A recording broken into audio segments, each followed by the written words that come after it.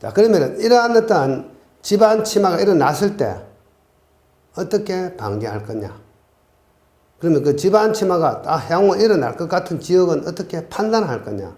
그래서 제일 좋은 방법은 이런 물리 탐사를 하게 됩니다. 그래서 지하 하부의 상황을 일단 굴착을 해보지 않고 이런 물리 탐사를 하게 되는데, 자, 지표에서 탐사하는 방법은 전기 탐사, 탄성부 탐사, GPR 이런 게 있고, 보링 구멍을 뚫어가서 시추공 탐사를 할 수가 있습니다. 보링 구멍을 한 개 뚫거나 또는 두 개 뚫어가지고 그 시추 공간의 탄성파 시험, 시추 공간 토모그래피, 지오 토모그래피라고 이야기합니다. 그 다음에 물리검청, 시추공 속에서 전기 전도도라든가 탄성파 속도라든가 방사능 시험, 그 다음에 그 속에다가 카메라를 집어넣는다든가 어떤 이미지를 쏘아가지고 이미지를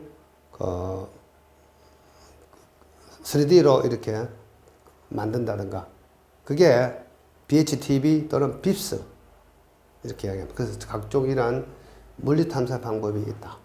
이거 좀 암기하셔야 되겠죠. 이 각종의 물리 탐사에 대해서 이 세부 내용이 여러분들 정말 궁금하다.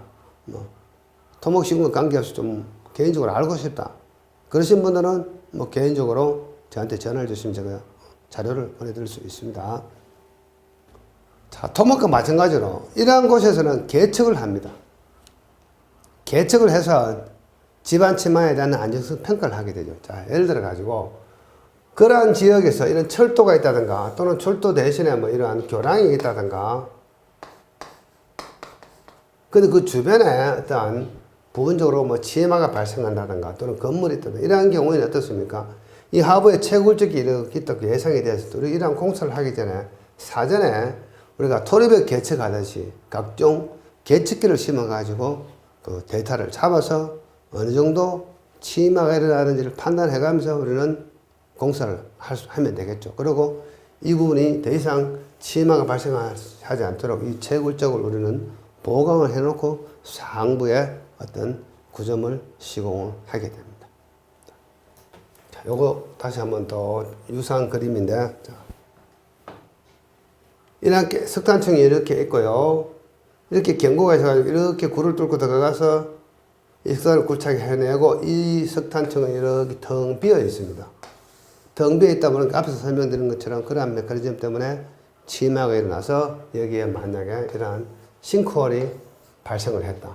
그 주변에는 도로도 있을 수 있고 교량이 있을 수도 있고 건물이 있을 수도 있고, 그러면은 이러한 더 이상 이 침하가 어떻게 더 진전될 것인지를 판단하기 위해서 계측을 한다. 이거는 우리 토목 계측하고 같은 장비를 가지고 계측을 합니다. 그래서 한국강해관리공단에서는 이러한 침하 지역이 발생을 하면은 이러한 플로어를 가지고 조사를 해서 그 하부 지반을 보강을 하게 됩니다. 그래서 조사 대상을 어느 지역에서 침하가 났는지 그 주변 조사를 하게 되고, 그 다음에 집안 안정성 조사를 하게 되고, 그 다음에 계측하고 기본 및 실시 설계해서 이러한 집안 보강 공사를 하게 된다. 토목공사가 거의 같습니다. 토목에서 해도 되기는 되죠. 근데 법적으로 이것은 한국강해관리공단에서 시행하는 것으로 되어 있습니다. 자, 요거는 토목에서 응용되는 공식은 아닙니다만, 이러한 각종 강산 지역에서 이런 침하가 일어났을 때 그 침하 영향을 판단을 하게 되는데, 침하 영향을 판단하기 위해서 여러 가지 기법들이 나와 있습니다. 그래서 도식법이란 방법으로 이러한 집안 안정성을 분석을 하게 됩니다. 이건 SEH라든가 NCB 이런 건 뭔가 하면 영국 등에서 영국의 어떤 석탄청, 석탄을 관리하는 기구가 있습니다. 거기에서 각종 연구한 어떤 기법들입니다. 그래서 하부에 이런 탄청이 있으면, 석탄청이 있으면은 어떤 임의점에서 이러한 여러 가지 어떤 기법으로 어느 정도 침하가 될 건지를 판단하는 방법들입니다. 기법들인데, 토목에서는 이런 것까지 공부하실 필요는 없습니다. 그냥 참고로 소개해 드렸습니다. 여러분들 큰 흐름만 어떻게 해서 침하가 발생을 하고, 그 다음에 침하가 발생했을 때 어떻게 보강을 한다. 그런 거. 그 다음에 이것도 마찬가지입니다. 최적 팽창 이론에 의한 안정성 분석하는 방법.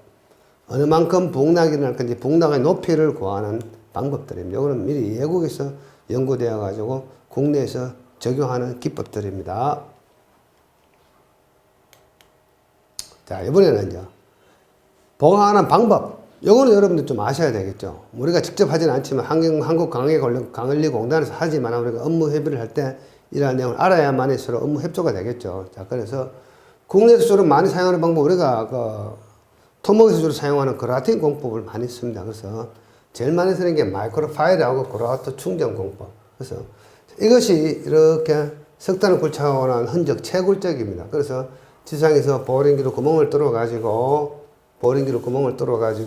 이 하부에는 모타르로 충전하고 이 주변 균열에는 시멘트 밀크, 우리가 일반적으로 토목공사에 하는 그라우트 공법과 똑같습니다. 시멘트 밀크를 하게 되고 여기에는 각종 마이크로 파일을 시공을 해서 이 주변 집안을 보강해서 상부에 있는 철도라든가 철도 대신에 이건 교량이 될 수도 있겠죠. 이러한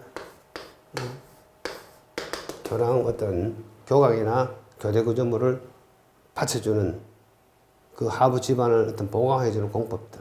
이거 우리나라에서 많이 쓰고 한국광해관리공단에서 강원도 지역에 많이 실시했던 공법들입니다. 자, 여기 채굴적 석탄 굴착 흔적이 있으면은 이제 보링기를 뚫어가지고 모르타르, 시멘트 모르타르로 충전을 하고 이렇게 교량 하부에는 마이크로 파일을 시공해서 교량 상부 하중을 견딜 수 있도록. 뭐 터널 보강 공법과 똑같죠. 터널에서 우리가 시공하는 보조 공법하고 거의 같은 공법으로 보강을 하고 있습니다. 자, 이런 경우 여러 가지 다양한 공법들을 사용을 해서 이렇게 보강을 해서 상부 구조물을 보호를 한다. 이렇게 생각을 하시면 되겠습니다. 자, 이러한 문제를 제가 넣어놓은 이유는 향후에 여러분들은 싱크홀이나 문제가 나올 때 저 이론적인 배경을 가지고 좀 활용을 하시면은 보통 기술사 교재에서는 잘 없는 내용들입니다. 없는 내용들인데 저런 내용으로 보강하시면 좀 업그레이드 된 내용으로 여러분들은 답안을 쓸 수가 있습니다. 자, 이 시간 여기서 마치고요. 다음 시간에는 이제 다시 터널로 돌아가서 토목 터널 들어가서 토목 터널에서 이제 지금까지 우리가 출제되었던 거 터널 근접 시공, 터널 시공 시 우리 앞에서 쭉 공부했던 이론들을 배경으로 이제 실제 현장에서 이러한 터널이 시공 중이나 또 시공 완료 후에 붕괴가 되었을 때 그 원인과 대책에 대해서 어떻게 우리가 답안지를 기술할 거냐. 실제 출제된 문제를 가지고 하나씩 다뤄보겠습니다. 자, 이 시간은 여기서 마치기로 하겠습니다. 자, 수고하셨습니다.